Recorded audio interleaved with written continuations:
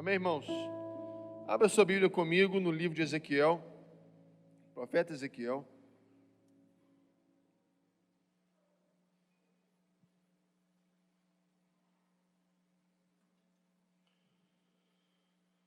Ezequiel capítulo 22. Nós vamos ler apenas o versículo de número 30. Ezequiel capítulo 22, leremos apenas o versículo de número 30.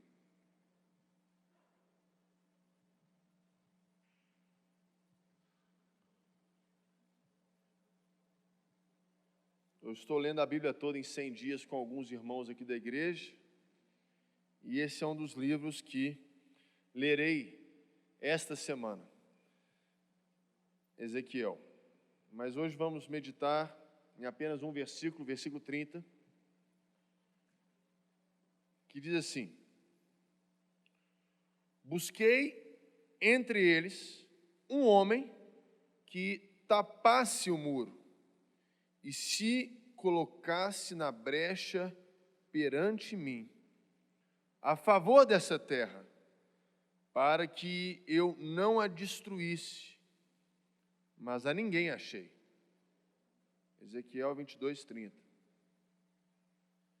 Busquei entre eles um homem que tapasse o muro e se colocasse na brecha perante mim a favor desta terra, para que eu não a destruísse, mas a ninguém achei. Senhor, que a Tua palavra possa ministrar os nossos corações nessa noite, nos levar, Senhor, para um lugar diferente do que entramos aqui. Nos conduza, Espírito Santo, para a nova realidade contigo, de entendimento, de conhecimento de quem o Senhor é e quem nós somos em Ti. No nome de Jesus. Amém.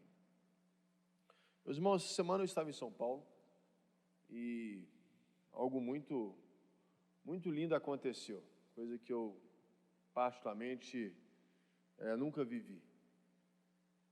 Nós, não sei quantos de vocês conhecem a história da igreja evangélica no Brasil. É uma história muito bonita e vale a pena depois você pesquisar no Google, e a gente pode eventualmente, quem sabe, marcar uma reunião aqui na igreja, fora do horário de culto, uma reunião, quem sabe, de homens ou com os pastores, para que a gente possa compartilhar com os irmãos com mais profundidade a história da igreja evangélica no Brasil. Talvez vocês não saibam, mas a história da igreja evangélica no Brasil teve um momento muito especial, aliás, dois momentos muito especiais aqui. Nós estamos em Nova Lima, mas eu diria aqui em Belo Horizonte, né? E é importante a gente saber disso. Eu estava lá em São Paulo, em uma reunião, foi quarta-feira e quinta-feira, e nós reunimos jovens pastores do Brasil inteiro, um pouco mais de 40 jovens pastores, cada um compartilhando o que Deus tem feito na sua cidade, nos seus estados, através da sua vida, em diferentes áreas da sociedade, onde esses pastores atuam. Nem todos são especificamente um ministério pastoral, como é o meu caso, por exemplo. E a gente compartilhava entre a gente, e a gente chegou a um ponto da conversa que alguém trouxe uma pesquisa que saiu no G1 em janeiro desse ano, dizendo que nós somos no Brasil 60 milhões de evangélicos. Uma pesquisa que saiu no G1 em janeiro desse ano, só me engano, dia 17 de janeiro deste ano, dizendo que no Brasil nós somos 60 milhões de evangélicos. É muita gente, não é? Então você pode ver a força da igreja, não é? Força essa que atrai aí os políticos, força essa que atrai o mundo dos negócios, desenvolvendo serviços e produtos para esse público, força essa que tem até serviço de turismo específico para esse público, né? Força essa, inclusive, que no ano passado eu fui procurado por algumas pessoas de turismo aqui de Belo Horizonte, dada a relevância histórica de Belo Horizonte na história da igreja, as pessoas querendo fomentar o turismo em BH evangélico. Ou seja, o mundo reconhece isso, a sociedade reconhece isso. Nós somos 60 milhões de evangélicos no Brasil, mas a gente está passando um momento muito crucial da história, que é exatamente o fato de sermos volumosos, mas não somos poderosos. Poderosos não é estarmos nos cargos mais altos da sociedade. Poderosos é influenciarmos a cultura do reino de Deus. O Brasil ainda cresce em corrupção, o Brasil ainda cresce em violência, o Brasil ainda cresce em desigualdade. Ainda temos crimes bárbaros acontecendo na nossa sociedade. São 60 milhões de evangélicos que ainda, de alguma forma, estão como se engatinhando na sua influência, na sua relevância, quando a Bíblia diz que nós devemos ser, aliás, somos embaixadores do reino de Deus. Que reino é esse? Um reino de justiça, de paz e de alegria. E as pessoas ao nosso redor se matam e estão presas à depressão. Não tem paz interior e compra remédio para dormir, remédio para acordar. Irmãos, isso não está na Bíblia. Aí a gente foi conversando e vamos chegando a algumas conclusões, acho que óbvias. E uma das conclusões que nós chegamos é de tão óbvio que ela está na Bíblia. Está na Bíblia. Quando Paulo escreve à igreja em Éfeso, dizendo que a nossa luta não é contra carne nem sangue, mas contra principados e potestades deste mundo. Uma atmosfera espiritual. O profeta Isaías vai dizer que impede as pessoas de enxergarem ao Senhor. Um véu que encobre as nações da terra. O apóstolo Paulo fala que a nossa luta não é aqui, A contra o B, um time contra outro time, um partido contra outro partido, um sindicato contra outro sindicato, um bairro contra outro bairro. Não é isso. A nossa luta é contra principados e potestades. É uma guerra a ser tratada no mundo espiritual. E a conclusão que chegamos é que nós precisamos voltar à essência da palavra de Deus e prevalecer no mundo espiritual. Nós somos 60 milhões de brasileiros no mundo real, mas que temos deixado a desejar no mundo espiritual. Essa história que eu vou te contar não está na Bíblia, mas eu acredito que um dia ela aconteceu. Certa ocasião, o diabo, muito preocupado com o crescimento evangélico da igreja brasileira, convocou uma reunião de urgência. Aqui é tipo de reunião que o cara chama e as pessoas têm que parar, os demônios têm que parar de fazer o que eles estão fazendo e ir lá passar urgente. Chegando lá, ele exclamou o problema, falou: estou preocupado com o crescimento da igreja evangélica brasileira. O que nós precisamos fazer para que esse povo não reverta isso no reino de Deus, na cultura do reino de Deus? E aí, um falou assim: vamos não deixar ter Bíblia. Não tem jeito, a gente já tem Bíblia em português. Há quem disse que quase todos os brasileiros já têm ou já leram a Bíblia. Quase todos os hotéis que você vai tem a Bíblia. Aí o outro falou assim: vamos fechar as igrejas. Não tem jeito, meu irmão, o Brasil nós temos igreja. Você vai cidade do interior aí que não tem caixa econômica, não tem banco, mas tem igreja. Não tem rua pavimentada, mas tem igreja. Não tem escola, mas tem igreja. Vamos então fazer os pastores, a liderança cair, pecar e ser mau exemplo. Isso acontece, mas Deus levanta novos homens, Deus levanta novas mulheres e Deus faz novas coisas. E aí teve um que deu a ideia assim: vamos fazer com que a igreja seja muito ativa, muito importante, muito reluzente, muita atividade, para que eles não tenham tempo de orar. Orar. Irmãos, é com muito temor que eu trago essa palavra para os irmãos nessa noite.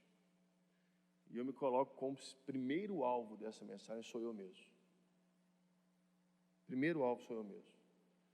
Deus ministrou muito ao meu coração de quarta para quinta, para sexta, para sábado, até hoje. Irmãos, se somos cristãos, nós devemos, pelo menos deveríamos ter prazer na oração. alegria na oração, gozo na oração, tempo de oração. E me parece que essa ideia de um demônio lá no inferno talvez tenha dado certo. Somos importantes demais e não temos tempo de orar. Temos atividades demais e não temos tempo de orar. Somos conectados demais e não temos tempo de orar. Aliás, estamos compartilhando muitos vídeos sobre Jesus e muitos versículos e muitos vídeos muito bonitos nos nossos infinitos grupos de WhatsApp, mas não temos tempo de orar.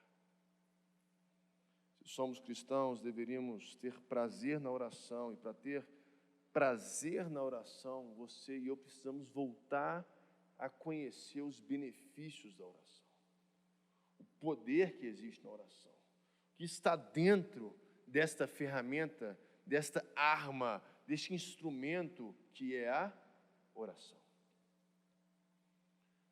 Então é interessante que os discípulos andaram 3 anos com Jesus e nunca perguntaram para Jesus: Jesus, ensina-nos a pregar.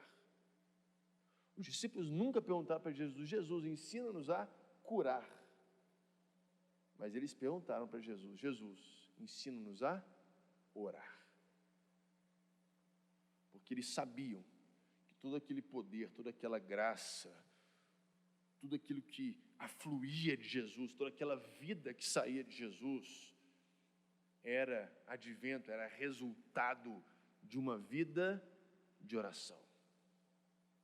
Se você quiser ler com atenção a vida de oração de Jesus, leia o Evangelho de Lucas, que é o maior evangelho da Bíblia e o que mais relata o tempo de Jesus em oração. Nós precisamos voltar a entender, a conhecer e a sermos atraídos pelo Espírito Santo de Deus a uma vida de oração. E para isso, irmãos, eu queria compartilhar cinco, não vou chamar de princípios, né, mas 5 armas, 5 ferramentas que essa vida de oração gera. A importância da vida de oração, as consequências de uma vida de oração, o resultado de uma vida de oração. Busquei aqui, Lagoinha Verde da Serra, um homem, uma mulher que se colocasse na brecha. Se colocar na brecha, irmãos, é assumir a responsabilidade de pagar um preço de oração. Busquei uma pessoa, só uma.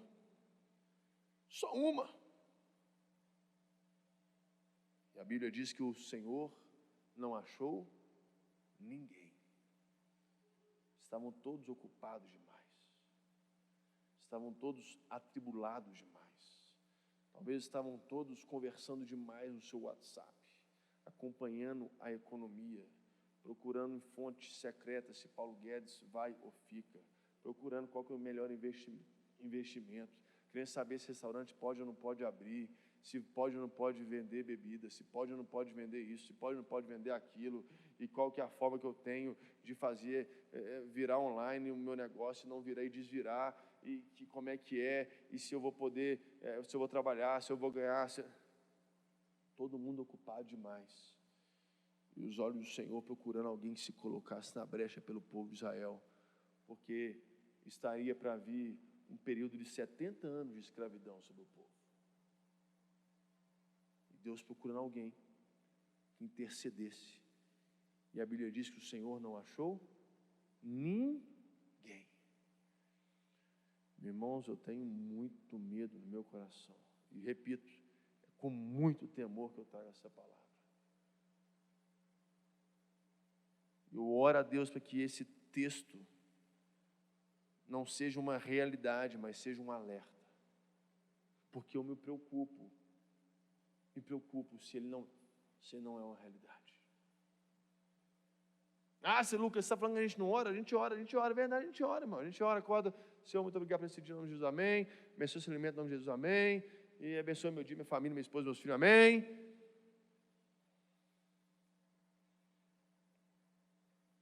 Irmãos, o primeiro resultado de uma vida de oração é que a oração, se você quiser anotar, a oração traz livramento às nossas vidas. A oração traz livramento às nossas vidas. Tanta gente dedica tanto dinheiro, tem gente que tem câmara em casa, no muro, cerca elétrica, e o carro com 209 airbag, e um tanto de coisa, e um tanto de segurança, e fica quase que paranoico, quase que paranoico. Eu falo que esse é o crente zagueiro, que começa o dia e faz a oração dele assim: Senhor, me livra do mal, me esconde na sombra onipotente, me guarda, Senhor, na fumaça do Altíssimo, coloca anjo embaixo, em frente, do lado, e coloca muralha de fogo também, e me esconde, Senhor. E aí quando ele abre o olho, ele está debaixo da cama de medo. Tão medo que está, tão receoso que está, tão temeroso que ele está. Por quê? Porque aí fora as notícias são as piores. São as piores. A gente morre de medo de andar de avião, a gente morre de medo de pegar a estrada, a gente morre de medo de um sacolão, a gente morre de medo de deixar as coisas na rua, a gente morre de medo de tudo. É verdade que a gente não está no lugar mais seguro do planeta, mas o nosso coração, irmão, não pode ser tomado de pânico e de medo. E já já você vai fazer a oração debaixo da cama, ou morrer de medo. E a Bíblia traz várias histórias de homens e mulheres de oração, e através da oração, Deus efetuou grande livramento à sua vida e à minha vida. Talvez você se lembre da história de Ló. A Bíblia fala que Deus ia destruir Sodoma e Gomorra, e Abraão se colocou na brecha, e Abraão se colocou no lugar de oração, e Abraão intercedeu pela vida de Ló, e aí Abraão, a Bíblia diz que Deus se lembrou da conversa que ele teve com Abraão e mandou um anjo na frente salvar Ló, salvar a sua família, porque haveria de haver destruição em Sodoma e Gomorra. Mas Deus, em função da oração de Abraão, salvou Ló e suas duas filhas. Ló foi livrado de algo terrível que lhe aconteceria em função da oração de alguém. Não é você ficar mandando zap para o seu filho de 10 em 10 minutos que vai livrar ele de um acidente à madrugada. Não é você ficar, mandando, a pessoa ficar mandando localização para você toda hora que vai livrar de alguma coisa. É a sua oração. É a sua oração. Talvez você não conheça essa história, mas o rei Ezequias, a Bíblia diz que havia um rei, o rei da Síria, um rei esnobe, um rei prepotente, que havia conquistado todas as nações ao redor de Israel, e aí só faltava Israel, e ele manda uma carta para o rei Ezequias, dizendo assim: ô rei Ezequias, é o seguinte, você pode se entregar, porque eu já matei todo mundo ao seu redor, eu estou com 185 mil homens no meu exército, e se você quiser se entregar, eu estou aqui fora esperando. A Bíblia diz que Ezequias recebe aquela carta, e ele começa a clamar a Deus, ele começa a orar a Deus, e ele rasga as suas vestes. Meu pai inclusive pregou esse texto aqui recentemente, sobre temor a Deus. E a Bíblia diz que Deus manda um anjo, e fere 185 mil homens. E a Bíblia registra um grande livramento veio sobre a nação de Israel. Porque eles eram armados? Não. Porque eles tinham as maiores armas? Não. Porque eles tinham as melhores técnicas? Não. Mas porque um homem se colocou na brecha. Um homem resgatou esse ministério de intercessão, de oração e de tempo com Deus. Vida de oração nos gera livramentos. Irmãos, tem muita coisa que você não sabe, que Deus te livrou. Tem muita coisa que você não sabe que Deus te livrou. Eu lembro de uma ocasião que eu estava acompanhando uma operação na nossa empresa no Porto. Eu era muito novo, era a minha primeira vez acompanhando uma operação no Porto. E eu não sei o que aconteceu, irmão. É muito raro isso acontecer, mas aconteceu no dia que eu estava lá acompanhando. A gente estava carregando um container assim, e uma manilha de uma corrente soltou. Tinha outras reservas, então o container não caiu no chão, bum, não. Ele continuou normal, tranquilo. Aí a corrente veio, ó, pegou no meu capacete. Milésimo de segundo, não pega na minha testa. Milésimo de segundo. Bom, foi um anjo de Deus que soprou e eu fiz assim, ó. Livramento, irmão. Outra ocasião, eu me lembro que eu era recém tirado de carteira, a gente morava na Pampulha, né? O Mário morava na Pampulha comigo, Pampulha do outro lado da cidade. Irmãos, eu estava na casa da minha avó, numa rua lá perto do Mineirão, no estado do Mineirão, e para mim não era pare, aquelas ruazinhas de bairro. E eu estava indo com o meu carro, tranquilo, no bairro, devagar, só que a que cruzava tinha a placa de pare, e a pessoa não parou. E aí tinha um carro na minha frente, e aí bateu de frente com o carro, estava na minha frente o carro. E eu não sei, acho que eu comentei com o Mar na época, esse carro, irmão, ele bateu meio que assim, ó, o carro rodou, ele quicou no meu carro. O carro quicou assim, no motorista, assim, no retrovisor, pegou no meu retrovisor, e foi para do outro lado da rua. Só trincou meu retrovisor. O cara para cair em cima de mim, assim, ó. Que pegou no meu retrovisor e caiu do outro lado da rua. Os dois carros deram PT. O meu trincou o retrovisor.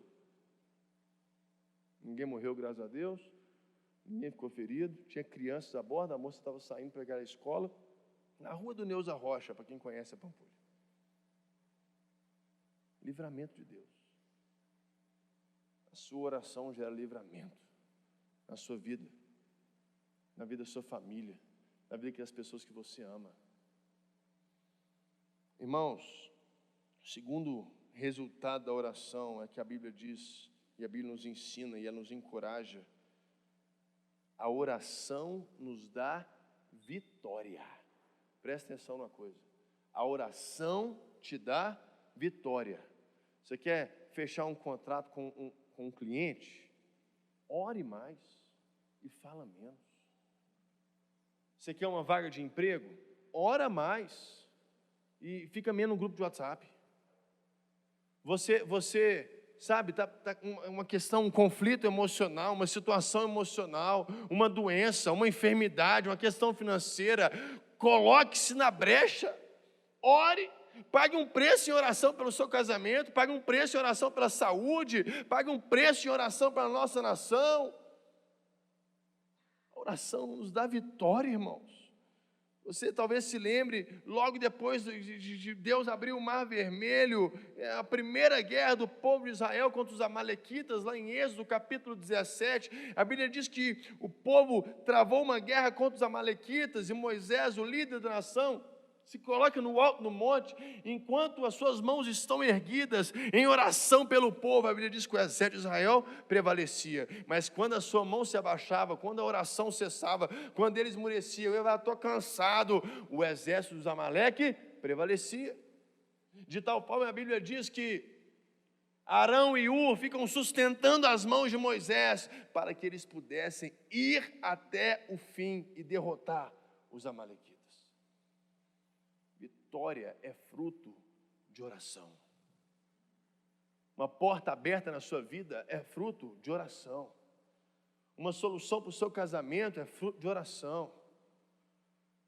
Um cliente novo, a questão profissional é fruto de oração. É fruto de oração, irmãos.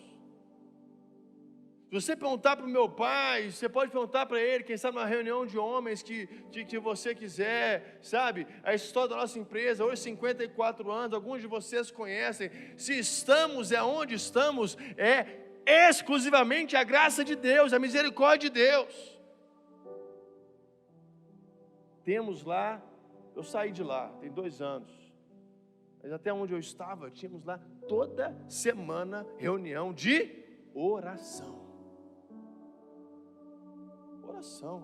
Eu lembro em 2013, quando nós estávamos, foi o ano que eu casei, no dia do um dia antes do meu casamento, eu vim aqui numa reunião, num cliente nosso aqui na região centro-sul de Belo Horizonte. Eu vim na reunião com meu pai, cliente importantíssimo, cliente muito importante para a gente, muito importante. Um dia antes do meu casamento, vou eu e meu pai, e a gente vai fazer essa visita, e tem aquela reunião. Eu estava ansioso com o casamento, tinha que pagar um cheque, uns móveis que eu tinha comprado, tinha que arrumar coisa do casamento, tinha flor, uma bagunça do meu casamento, e tudo. E a gente foi lá, e ao sair de lá, falei, pai, e aí? Está difícil esse contrato, está complicado esse contrato. Muita gente, muito concorrido, os preços apertados. E nós mandamos os irmãos um e-mail, era e-mail, mano, não tinha nem WhatsApp. E-mail, os irmãos de oração da nossa igreja falaram, vamos estar em oração por esse cliente, vamos estar em oração por esse contrato. E demorou a dar a resposta. Eu fui de lua de mel, eu voltei. E nós orando.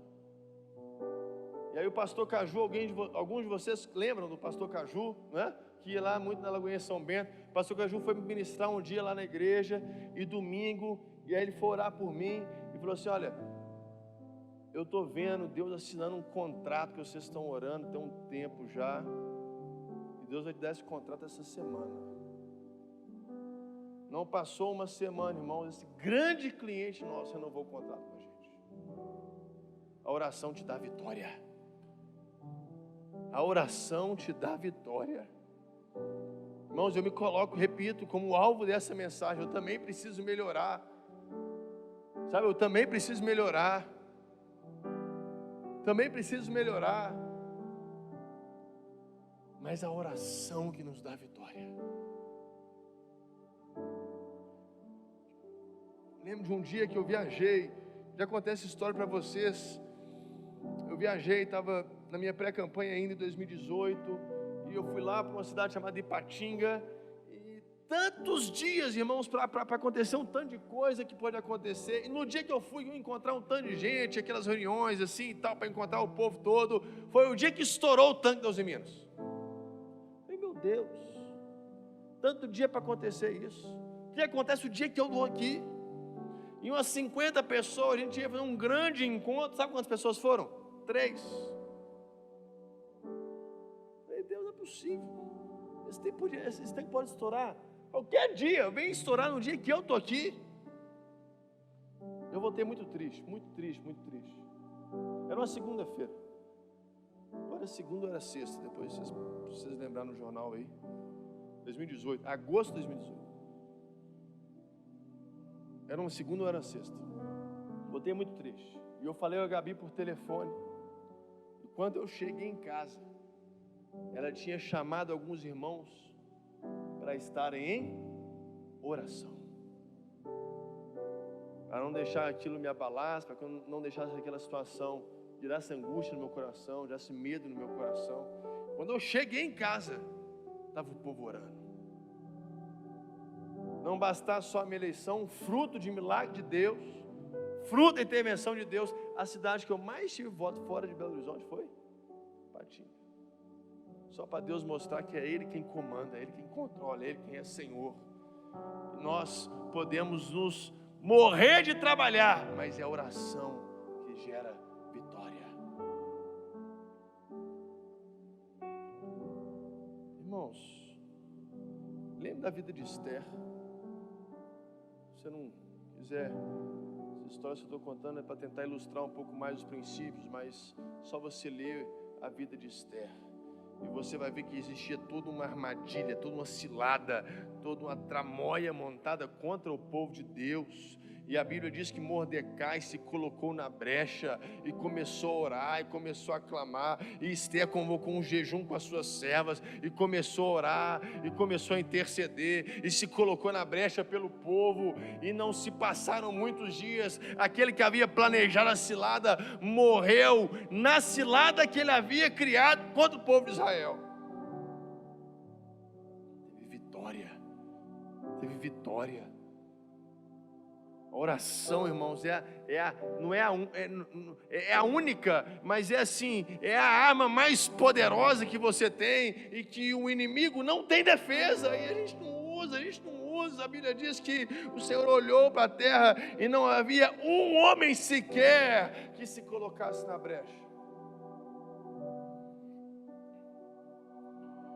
Irmãos, nós precisamos redescobrir o poder que há na oração. Oração não é um rito, oração não é uma obrigação, oração não é uma coisa que você tem que fazer para você ser salvo. Não, oração deve ser o nosso estilo de vida, oração deve ser, sabe, é a fusão do nosso coração com o coração de Deus, se dá através da oração, é a fusão da fraqueza humana com o poder divino, se dá através da oração, é quando o altar se une com o trono da graça, e ali é liberada a palavra de vitória sobre a sua vida.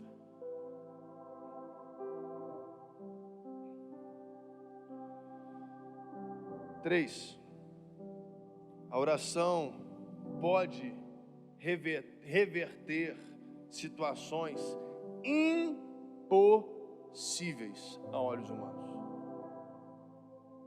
Talvez o exemplo que eu mais gosto de dar é a oração de Ana. 1 Samuel capítulo 1. A Bíblia diz que ela era casada com Eucana, homem de posse, tinha até uma outra esposa, Penina, e anualmente subiam até a casa de Deus, para orar a Deus, para clamar a Deus, para oferecer os seus sacrifícios a Deus. E Ana era estéril, e ela não podia dar frutos, filhos, e não se bastasse isso, o pastor da época, o sacerdote da época chamou ela de bêbada. Não bastasse isso, o marido dela falou assim: Ana, eu não sou melhor que filhos, eu não sou um maridão, eu não sou um bonzão para você. Não bastasse isso, Penina, outra esposa do seu esposo, permitido na época, a afrontava, dizendo: olha quantos filhos eu tenho, você não tem nenhum. Mas aquela mulher se colocou na brecha, aquela mulher pagou um preço de oração. Ele diz que ela clamava ao Senhor, intercedia ao Senhor, tamanha angústia da sua alma, tamanha a dor no seu coração, e ela clamava a Deus, e clamava a Deus, e ela era estéril, e Deus transformou o útero dela em um útero fértil, e não nasceu um filho não, irmão, serão vários, mas o primeiro, o maior profeta da história de Israel, chamado Samuel.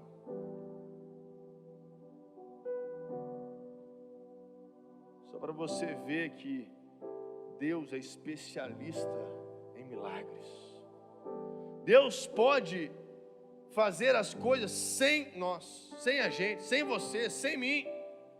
Deus pode fazer as coisas apesar de nós, mas Ele escolheu mover a sua mão através da sua oração. É a sua oração que move a mão de Deus, é a sua oração que atrai o sobrenatural, é a sua oração que remove circunstâncias, é a sua oração que faz o impossível se tornar possível. Eu já dei o exemplo do rei Ezequias. Que exemplo, depois você lê essa história lá, tem Isaías 38, Reis 19. Teve uma ocasião, um texto que eu gosto muito na Bíblia, 2 Reis, capítulo 4. Olha que interessante. A Bíblia diz que havia um casal rico em Sunem, e Eliseu ficava nessa casa. Sempre que ele viajava, ele ficava nessa casa. E era um casal rico. E a Bíblia diz que Eliseu fala assim: o que esse casal não tem para eu abençoar eles, para eu fazer alguma coisa para eles? Eles me tratam tão bem. E o servo de Eliseu diz: eles não têm um filho.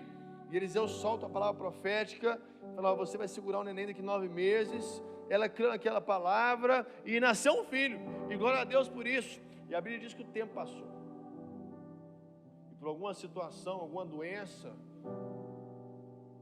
aquele filho morreu.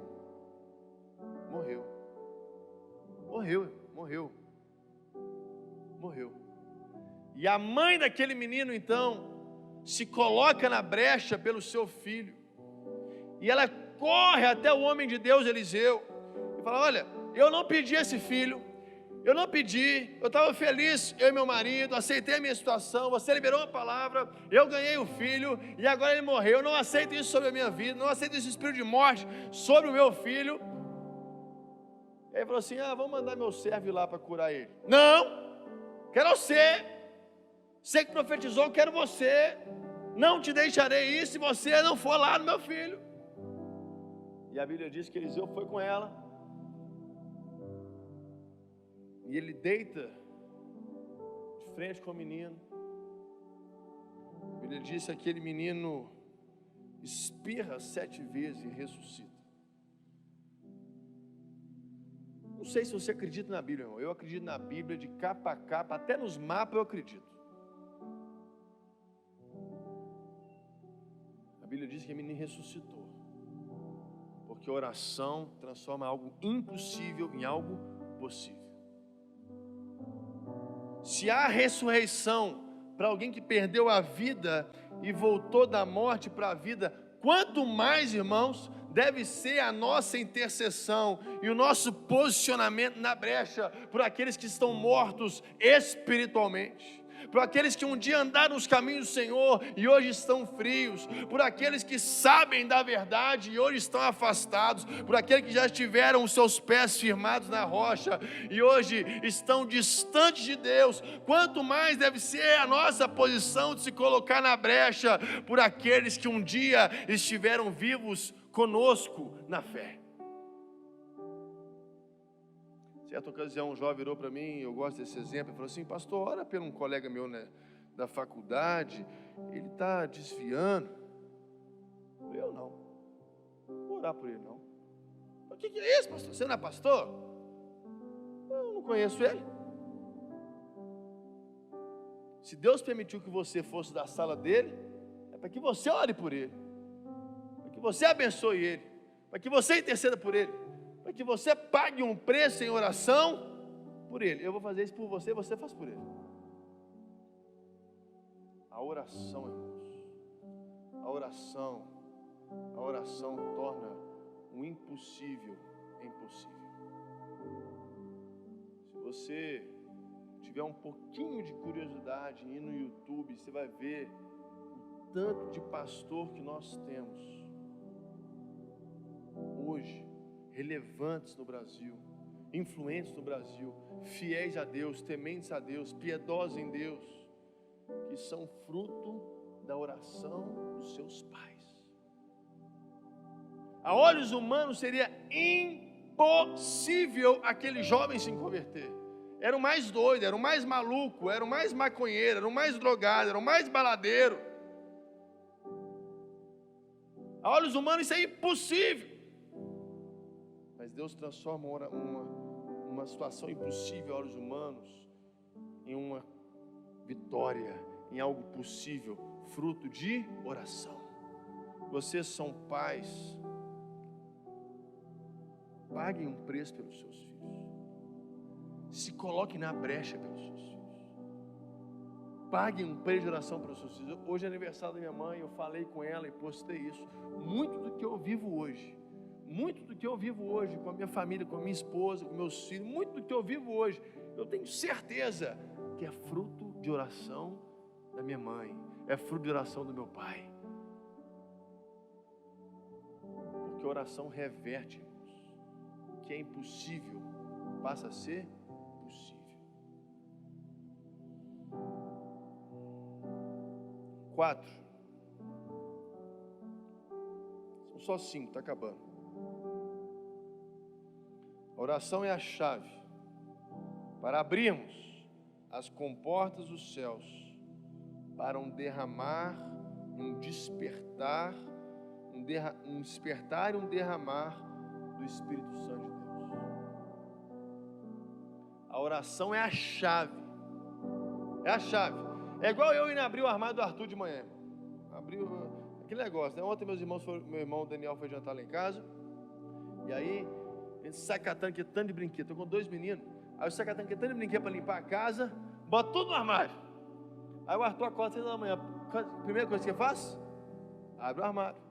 Aí quando ele abre o armário, o que acontece? Cai tanto de brinquedo, de carrinho, de urso, de bola, cai tudo. A oração é a chave para que um poder de Deus, um despertar de Deus, um poder do Espírito Santo caia sobre a sua vida. A Bíblia diz, em Lucas, já diz que o Evangelho de Lucas é o Evangelho que mais tem as orações de Jesus. Que logo depois do batismo, Jesus foi guiado pelo Espírito Santo ao deserto. E no deserto ele ficou 40 dias, no deserto ele foi tentado, e no deserto ele venceu. Mas a Bíblia registra que Jesus volta no poder do Espírito.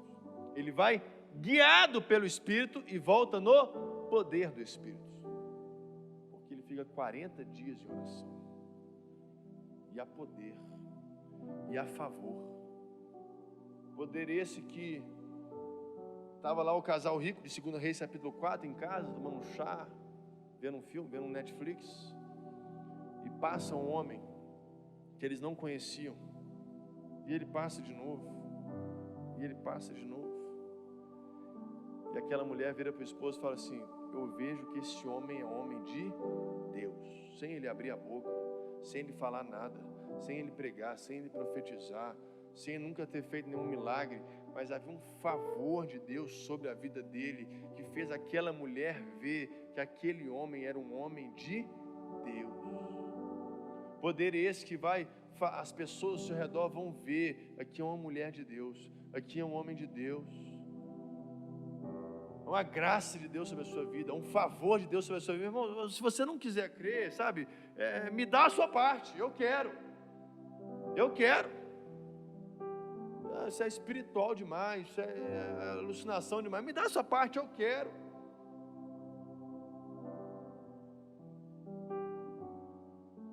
Há um poder de Deus disponível para os seus filhos, há uma graça, há um favor de Deus disponível para o seu povo, e nós acionamos isso, a chave, e essa chave se chama oração. Oração. Se você ler lá em Atos capítulo 2, você vai perceber que os discípulos foram revestidos do poder do Espírito Santo para curar, para pregar, para ir adiante, para ir além, para curar os enfermos. 3.000 pessoas se converteram, mas antes disso tudo houve o quê? Houve um derramado Espírito de Deus, o poder de Deus. Por quê? Porque eles permaneciam, eles prevaleceram, unânimes em oração. Não eram uns gato pingado que oravam, não era, sabe, a gente chama na igreja as irmãs do coque, não era 3 ou 4 pessoas que apareciam na nossa reunião de quarta-feira às 7 da manhã, sabe, não era assim aquelas orações, não, eles permaneceram, eles prevaleceram unânimes. Eles oravam, e eles oravam, e eles oravam, e eles oravam, na expectativa de um derramar do poder de Deus sobre a vida deles. E aí Pedro foi pregar, e 3.000 se converteram. E aí o outro foi lá e curou, no tempo de Formosa. E aí Filipe foi transladado. Irmão, coisas maravilhosas aconteceram. No livro de Atos, todos os capítulos têm oração. Todos. Tem muito milagre, muita coisa maravilhosa, muita coisa extraordinária, muito poder de Deus. Por quê? Porque tinha muita oração. Deixa eu ver esse poder hoje. Eu digo por mim, irmãos. Digo por mim, eu cresci na igreja. Eu já vi muito mais o manifestar do poder de Deus, da glória de Deus, do favor de Deus do que eu estou vendo hoje. Por isso esse negócio veio como uma flecha no meu coração. Por quê? Porque não temos nos colocado na brecha, porque não sabemos, não reconhecemos a importância da oração. A gente está tão fraco em oração, irmãos. A gente é tão fraco em oração que sempre quando acaba uma pregação, a gente chama o povo do altar aqui para frente, e aí é a hora da gente orar. A gente canta. A gente canta. Não é para cantar, é para orar, mas a gente canta porque a gente não sabe orar.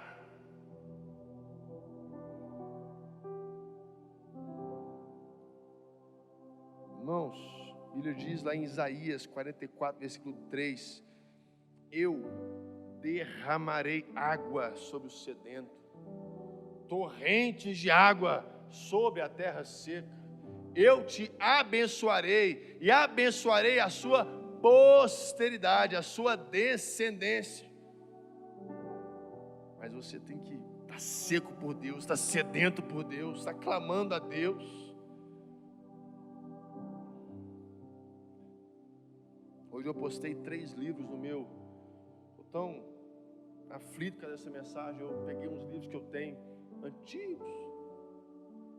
Postei no meu Instagram, se você quiser ver depois lá. Heróis da Fé, Oração a Chave do Avivamento. Oração a Chave do Avivamento, Heróis da Fé e Avivamento, como experimentá-lo.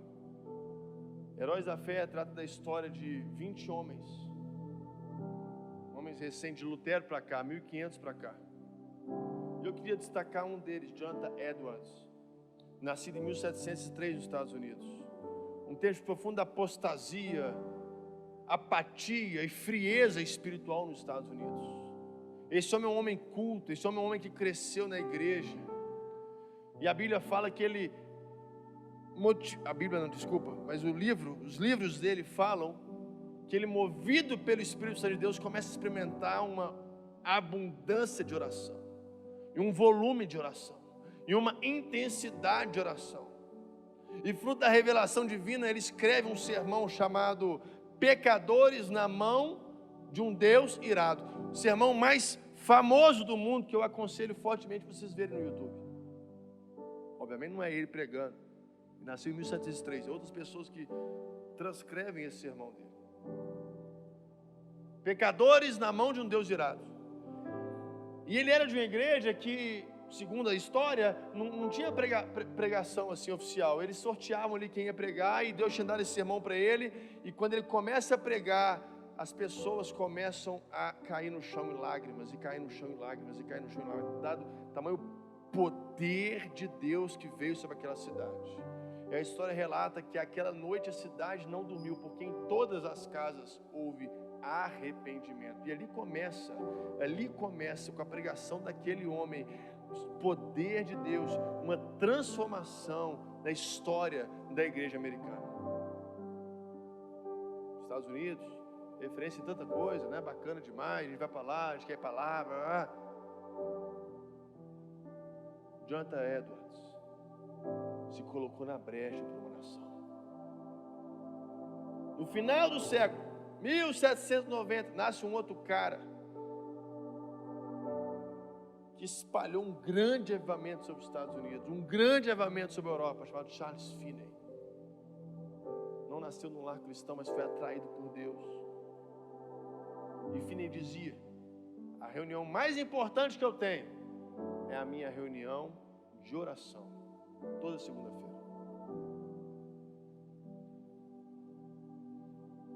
Mais recentemente, o Paul Yong-cho, pastor da igreja, a maior igreja do mundo na Coreia do Sul, começou um processo de profunda transformação naquele país devastado pela guerra mundial, devastado pela guerra lá com a China, com o Japão, extremamente pobre. Se você quiser ver um país que hoje é referência em educação, Coreia do Sul, que é referência em economia, Coreia do Sul, que é referência em combate à corrupção, Coreia do Sul. Mas pouca gente sabe que teve um homem que se colocou na brecha e que chamou o povo, e eles começavam a orar todo dia, 4 horas da manhã, até Deus fazer alguma coisa, até o céu mudar, até eles serem visitados pelo poder do Espírito Santo.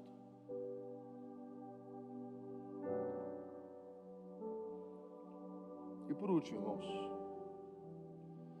se esses 4 ainda não forem motivo suficiente para a gente rever a nossa vida de oração, a oração é um instrumento pelo qual Deus gera salvação. Salvação.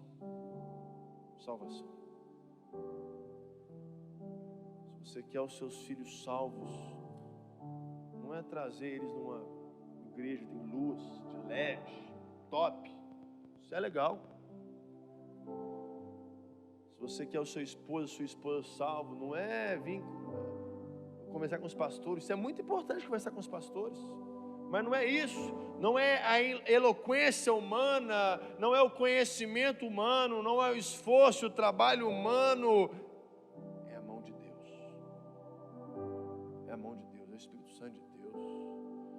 É Ele quem coloca uma semente, está no profundo coração do homem, e começa a trazer temor, e começa a trazer arrependimento, e abre os olhos de uma pessoa, e a pessoa fala: cara, o que eu estou fazendo na minha vida? Deixa eu correr para Jesus. Por mais eloquente que você seja, por mais, pregador que você seja, por mais liberdade que você tenha de convidar as pessoas para ir na sua cela, para ir na sua casa, e por mais que você fale de Jesus para as pessoas, e glória a Deus por isso, e a gente tem que falar mesmo, tem que pregar mesmo, tem que convidar mesmo, não é? Porque é uma oportunidade da pessoa ouvir a palavra de Deus, é uma oportunidade da pessoa ouvir o Evangelho, é uma oportunidade da pessoa fazer uma oração. Mas o que gera salvação é a oração, é a sua oração, é você se colocar na brecha pela vida de alguém, você se colocar na brecha pela vida de alguém, você ter na contracapa da sua Bíblia, ou ter qualquer lugar que seja, irmão, uma lista de pessoas que falam: Senhor, você me colocou essas pessoas, eu vou orar por elas, eu vou interceder por elas. Eu já falei isso aqui outras vezes, é por isso que eu trago essa foto da minha Bíblia. Essa é a turma que Deus me permitiu pastorear em 2015. Muitos aqui eu nem sei onde estão. Essas pessoas que Deus colocou no meu coração, e eu oro por eles, eu oro por elas.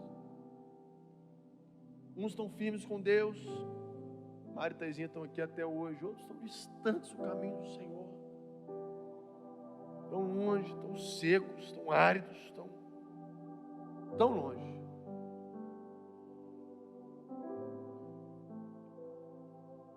Mas alguém tem que se colocar na brecha, alguém tem que pagar um preço de oração, para que haja salvação, para que haja arrependimento, para que haja mudança de vida. E é por isso, irmãos, que eu encerro essa mensagem lendo exatamente o mesmo texto que nós começamos. Ezequiel, capítulo 22, versículo 30.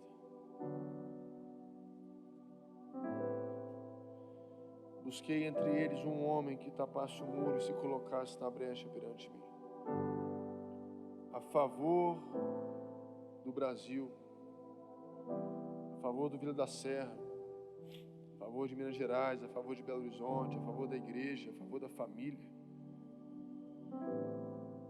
Estou buscando, estou procurando, estou observando, e como se fosse um caça-talentos, como se fosse um caça-tesouro, como se fosse um radar, como se fosse um raio-x, Deus buscando pessoas, homens, mulheres, que se coloquem na brecha.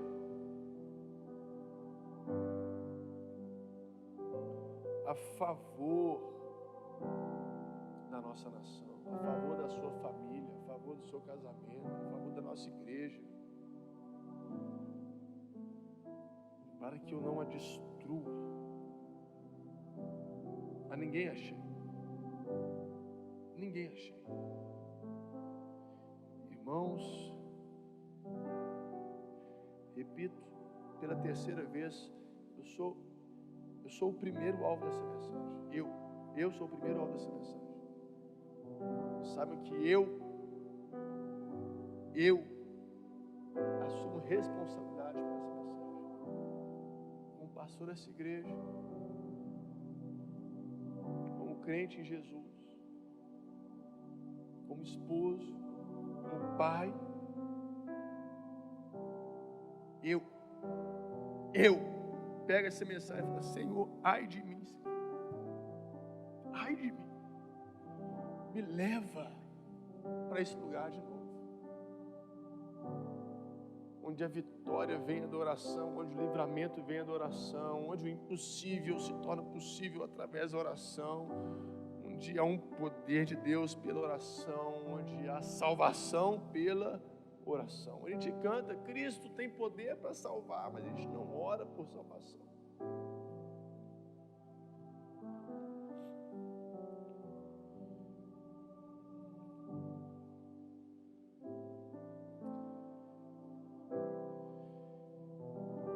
Deus nos leve, irmãos, para um novo lugar de oração. Percebam que não é só uma questão de desejo por orar. Percebam que não é só uma questão de gosto pessoal. Não é uma questão de ministério. Fui chamado para esse ministério de oração. Não é isso. É uma questão de responsabilidade. Questão de responsabilidade, de você se colocar na brecha pela sua família, de você pagar um preço em oração pelo seu casamento, pelos seus filhos. Se queremos prevalecer, irmãos, se queremos mudar a realidade da nossa nação, se queremos ver a nossa nação transformada, se você quer ver a sua família transformada, se você quer ver o impossível de Deus agindo, se você quer ver o poder de Deus agindo, vamos voltar a prevalecer na oração. Não é prevalecer na agenda ministerial, não é prevalecer no ativismo, não é prevalecer nas conexões, não é para prevalecer nas tantas atividades, é prevalecer na oração. Oração. Que Deus tenha misericórdia de nós. O Senhor tem misericórdia.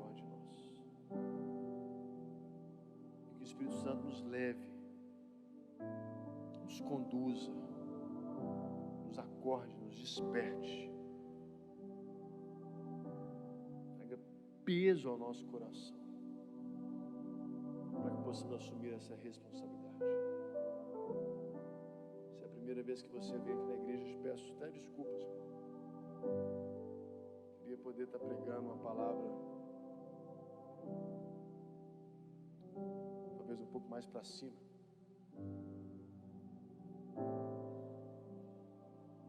Você está convidado a voltar de novo. Se você é membro aqui, nesta igreja, humildemente te peço que você receba essa palavra. Que você peça o Espírito Santo de Deus para nos conduzir a um novo lugar e assumirmos a nossa responsabilidade enquanto povo de Deus. A resposta não vem dos políticos, a resposta não vem dos médicos, a resposta não vem dos empresários, a resposta não vem dos professores, a resposta vem do Evangelho. A solução está no Evangelho, a salvação está no Evangelho.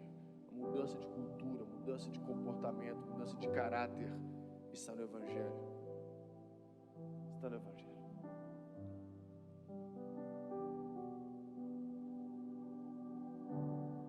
Você pode continuar tocando aí, eu nem vou pedir o pessoal para subir não, mas eu queria te convidar até um momento de oração, você e Deus agora. Se a gente puder apagar a luz para você ficar um pouco mais à vontade. Eu sei que eu extrapolei um pouco o tempo, peço desculpas por isso.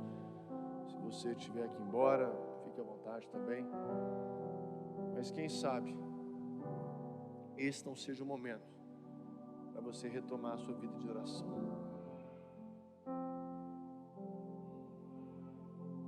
E você pediu o Espírito Santo para selar isso em você. Selar isso em você.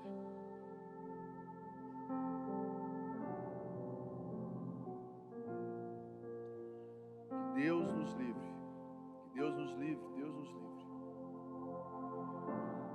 desse versículo ser uma realidade aqui na nossa igreja. Procurei por quem se colocasse na brecha, por quem tapasse o buraco, e ninguém achei. Deus nos livre, Deus tenha misericórdia de nós.